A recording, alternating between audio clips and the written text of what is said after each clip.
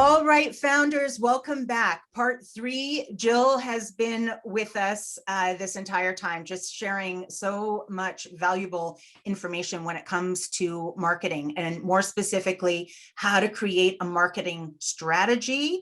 And now we're going to get into implementation and measurement, which I think, Jill, I mean, correct me if I'm wrong, what percentage of the people that you work with actually, well, of course, a big percentage will measure their results because you're working with them. But before they come to you, what percentage do you think of business owners actually measure their marketing efforts?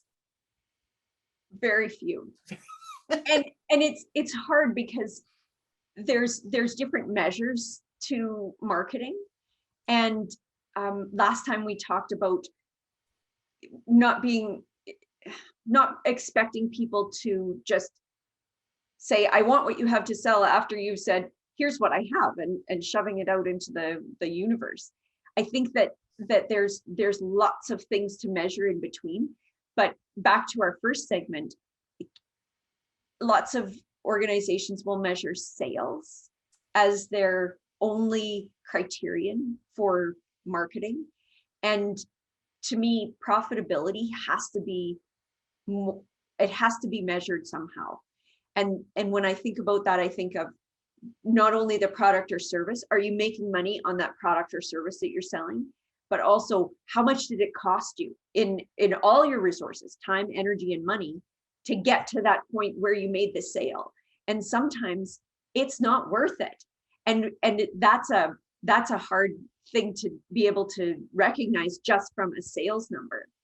Profitability to me is the thing that really makes a difference. And not just profitability on the product or service, but how much did it cost you to get to that point where you made that sale? And that's not sexy, but you're out of business if you don't start measuring that. Right. Yes. So yeah, I just want to break that down for everybody listening, because you brought in another really important piece in this. So when we think back to part 1, we talked about knowing what product is profitable for you. Yes. I know there's a lot of gray zone around profit. So yes, there's gross profit, to your point, when you take in all of your labor and all the materials that it's going to take to deliver that product or service. Are you making money with it? And then of course we know that we then have operating expenses and we're left with a bottom line profit. So checking in on those two pieces. Yeah. But now what I love about what you're adding to this is now when we understand what the marketing needs to look like to actually get that business in the door, that becomes an added cost that we should be considering with respect to understanding if that product is actually one of our top choices to get out there and really market aggressively. Yeah. Yes. So I've got a couple of, do I have time for some examples? Yes. Okay. Examples are great.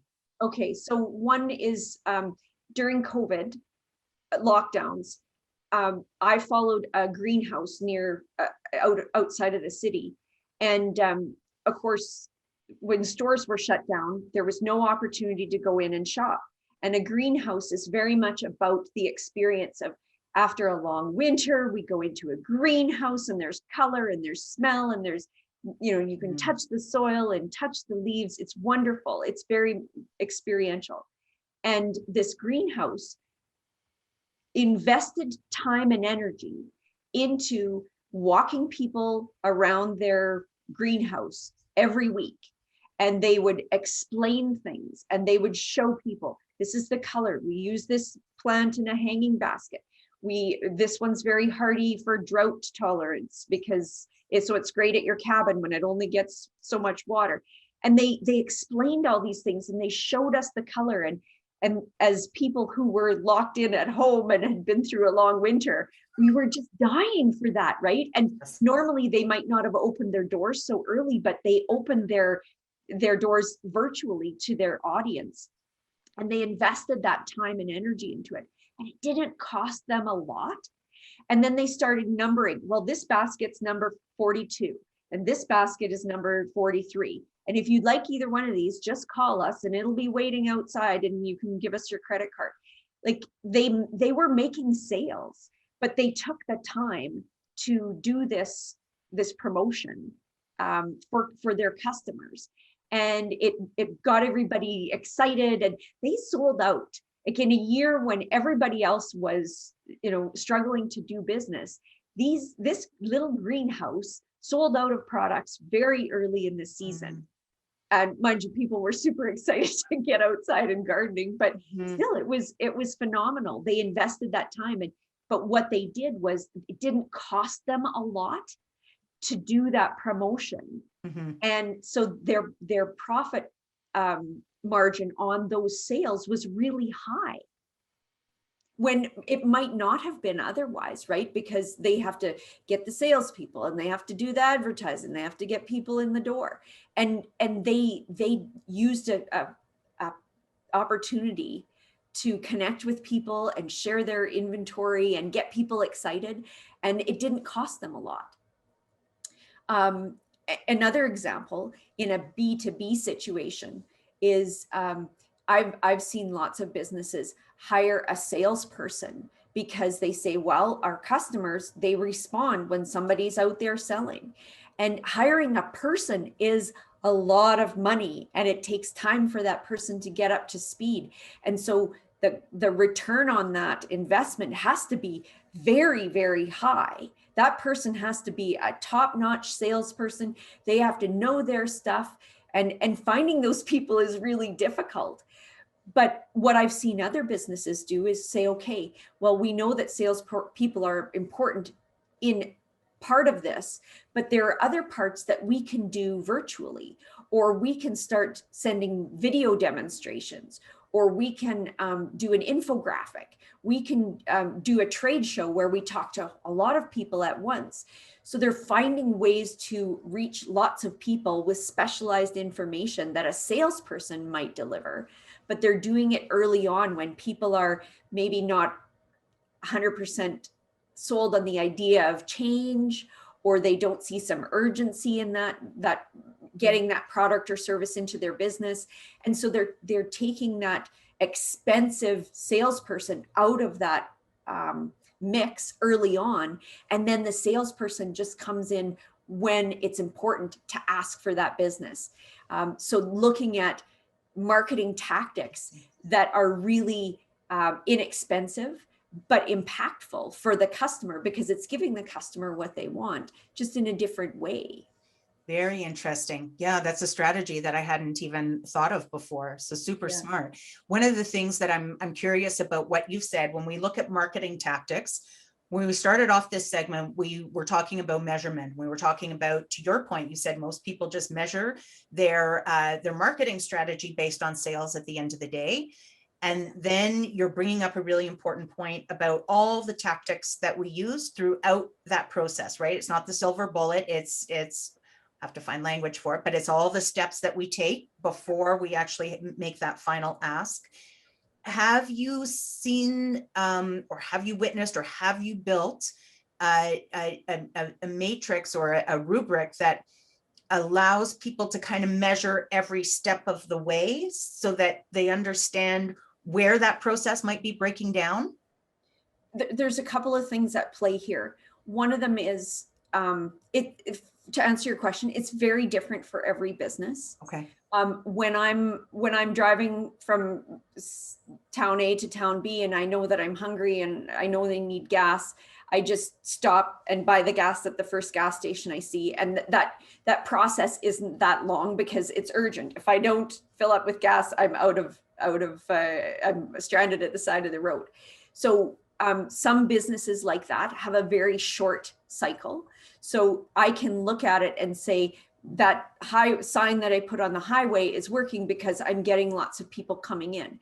But if your business, or if your product or service requires that education element, or that warming up, or that it requires a big investment, or you're selling to businesses where there's lots of people that need to be consulted to make a purchase, that sales number is the result of lots of actions over a long period of time. So if your only measurement is sales, that's the measurement of maybe the last 6 months of effort that you put into this. And so if you're just looking at that sales number, that's not a really strong measurement of how effective the marketing is, because you're looking at sales, but the marketing for that you're doing right now is going to result in a sale in 6 months or next year or next quarter. So that gets really difficult. What I look at is breaking that process down so that, like you mentioned, funnels and lead generation, some of those things that can be really helpful in evaluating how successful the marketing will be in making the sale down the road. But it's most times it happens over a longer period. So to your question about the rubric or the formula, what I look at is how do those tactics I'm doing right now connect to making that sale? So if I know that when I get in front of a customer, person to person, that customer always buys something, how do I get them? How do I get to be in front of that customer? Do I need to bring them into my store? Do I need to connect with them at a trade show or in person at something, and we need to do a video demo or something like that along the way? What are those steps that get to me to that in-person contact, and how many of those in-person contacts actually buy? And what does it cost me to have somebody in person in front of them? And then what I can do is look at all those steps along the way and say, okay, if I send out an email and I get 40% of the people opening that and responding to that email, that's a really good indicator that I can connect with them in person. So that means that the chances of me making a sale are high. So the cost of doing that email campaign, when I get 50% of people opening that email, that's helpful because I know that I can make the sale from that. But if I only get 3% of people opening that email, is that tactic worthwhile for me to, because I can't get enough people to get in front of in person to make that sale. So, okay. And that's, it's difficult. It's a difficult question because it's different for every business. Right. But what I hear you say is that don't measure just the outcome. Find a way, whatever your marketing strategy is, what I'm hearing you say is understand each step that you're asking the person to take and make sure that step is measurable so that you can actually see if they've taken the action that you've wanted them to take, right? Visit this website, visit this landing page, make this call, respond to this email, so that you can measure as you go along what asks are actually getting responses. And then at least you know where there's a breakdown in your strategy versus saying, nope, that product doesn't suit the market. We're starting from scratch. Yeah. And I think the challenge for small businesses is we often are approached by somebody who, well, I see emails or ads in my social feeds that say, we can bring in lots of leads for you, or we can convert people, or we can get you, lots of people downloading your checklist off of your website. And those are all great things. But as a business owner, if I don't know what all those steps are to get to the point where I can make that sale, then is it important that people download my checklist or not? Am I going to invest $6,000 in developing that email list and the email content and the landing page and the checklist? Is it going to make a difference? And I think that there's an element of desperation that comes when people say, wow, I've got a cash flow crunch, or my sales are down, I need to make an investment. Somebody comes in, or you see an ad and they say, we can fix that for you. Then it's easy to put that check mark on the to-do list and say, okay, my marketing's being taken care of. Yeah. But unless you know where that tactic fits into that process, it may give you the return you want and it may not. And as a business owner, understanding if that investment is going to pay off or not is huge. And I often compare those tactics to hiring a person. Would you hire a person when you didn't have a bucket of work for them to do, if you didn't know that them doing that bucket of work was going to make maybe you more productive or give you more opportunities to reach out to your marketplace? If you just check the box on that to-do list saying, yeah, I'm doing my marketing because my website's being redone. How do you know that that's going to pay off? What you've done is you've just given that website a job that it may not be able to do for you, or you may have higher expectations of that investment than what it can return for you in the end. And I see that a lot. It's unfortunate because then what could have been a good piece of the puzzle is thrown out and said, well, it didn't work. But it didn't work because it was just one piece. It wasn't the entire process that you needed help with.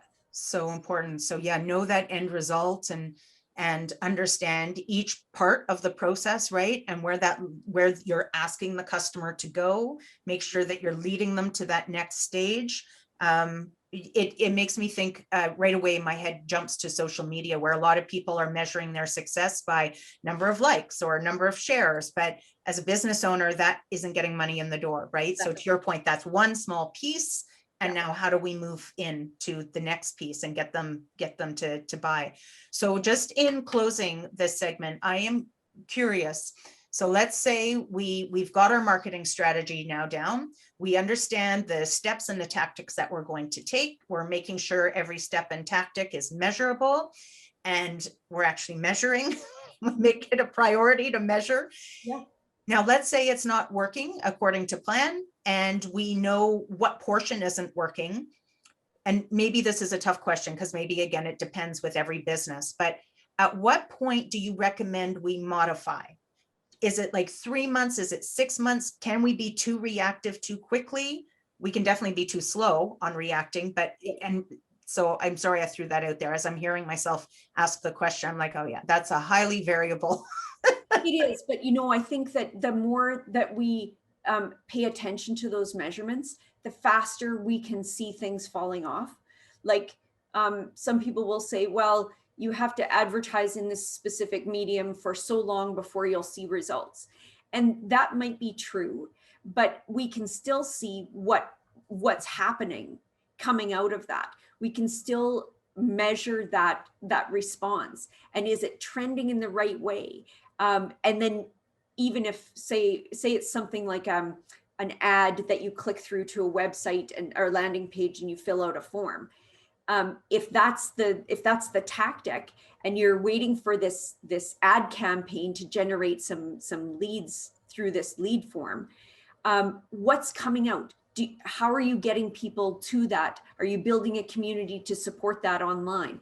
Do you have the right tools once somebody fills out that form? And how are we doing with, maybe there's something else breaking down. So don't have everything in your system, all of your tactics. They shouldn't be wait and see. There should be some tactics in that process that you can measure quickly. So it's the scientific process, right? We only change one thing at a time and make sure that the other things are we're doing a good job with the other things. Yeah, well, I think scientific process. I think that's an important piece just to remind founders about, because I think oftentimes they'll throw out throw out the baby with the dish soap. Like I say, none of it's working, right? We're not getting the sales in, it's gone. Yeah. We're going to do a new product or service. So again, that patience, which, and maybe I'm speaking for myself, is, it's not usually forefront for a lot of founders, right? Patience and discipline to walk something through. We're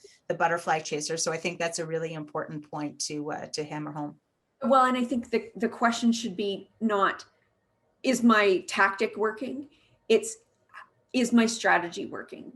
So am I looking at all the things I'm doing and measuring along the way? And maybe one of those things is a wait and see kind of thing. Okay. But what about the other things? What am I doing to ask for the sale? What am I doing to look for new customers? And maybe there's something in the middle that we're waiting to see about, or we're waiting to nurture. And for founders who are looking for that lever to pull, maybe there's one somewhere else that we haven't looked at. Maybe there's some measurements that we're not paying attention to that we need to start measuring that thing better. Maybe even we need to go back and look at our pricing. Are we pricing properly? And so that gives us something to gnaw on and to strategize about while we wait for this thing to produce. before we go back to the start, right? Before we go back and reinvent a whole new product or service. And you're right. I think that has been, you know, what I have witnessed a lot of business owners do through COVID is they start to get desperate. So they either hire new salespeople, they buy new inventory because one product isn't working and they go, okay, well, I'll do a new product. Or they launch a new product or service because they think, you know, this existing product or service isn't working. So that was my big takeaway from this, is really just understanding it might not be the product or service. It might be your marketing approach and one specific tactic in that marketing mix that isn't working. So I'm going to try this, Jill. I'm going to try to summarize what I've taken away from this. There was so much value in it, but correct me if I'm wrong, high level. So here we are, business owner. First thing to really figure out is what product are we going to focus on based on the profitability, and is it going to get money in the door? What problem then is that product or service actually solving for what person? Right? And understanding that key audience. Once we understand the problem and the solution, we start to better understand the messages that we need to communicate. Then from part 2, what I really took away is that the messages maybe at the beginning aren't all about the product or the service. It's about understanding, getting the customer to understand that, are they even aware that they have a problem? Right? Getting them to just sit with that for a bit. What is the consequence of not solving the problem or cost? And what is the sense of urgency? And then that then informs how you're going to massage these messages through this process to lead the customer in step by step by step, having an ask through each step, which will then get them to experience the product or service, and then capturing that experience, not the features of the product, but the experience that they had as a result of using your product or service. And then understanding each one of those steps and making sure that it's measurable, so that if at the end of the day you're not getting the sales in, don't throw the product or service out. Just understand where you've been stuck in that process. Where does the block come? Because then you can potentially tweak it. Was that pretty good? Okay. Awesome. And so Jill, just so I'm correct, for this segment, you have a tool for us called the Lead Lag Measurement Worksheet. Is that correct? Thank you so much for your generosity of all of these tools. That is so appreciated, because I know a lot of founders really don't quite know where to start. And so worksheets help them. Like, they feel like they're doing something, right? And they're not looking at a blank canvas. So as always, I so appreciate you and all of your expertise. You were a wealth of information today. I kept you longer than promised, but thank you so much. And founders, thank you for watching. And of course, the team at Community Future Sunrise. I tell you, you ladies and men are amazing out there. Thank you for all that you do to support business owners. You really have been our frontline responders to business owners in the province to help them not only rebuild their business, but nailing their numbers through these crazy, crazy times. So thank you for all that you do, Community Future Sunrise. Founders, please download the tools. Thank you as always for watching, and stay strong, stay fierce, and now go nail those numbers. All right, bye for now.